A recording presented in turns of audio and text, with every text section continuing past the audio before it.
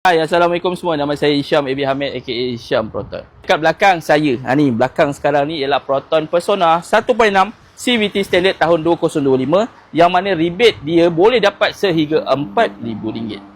Adakah ia masih berbaloi ataupun tak? Kalau saya cakap mungkin tak berbaloi bagi orang yang dah pakai Persona, tapi mungkin berbaloi bagi orang yang tak pernah pakai Persona. Sebab Persona 1.6 ni dijaminlah kestabilan dia memang sangat best. Full consumption untuk 1.6 pun memang terbaik. Dan bila bawa tu, kalau kita duduk dalam ramai-ramai tu, kita akan rasa dia punya bunyi tu sangat kedap. Apa maksud sangat kedap? Kita tak dengar sangat bunyi kereta, motor lalu lalang dekat sebelah.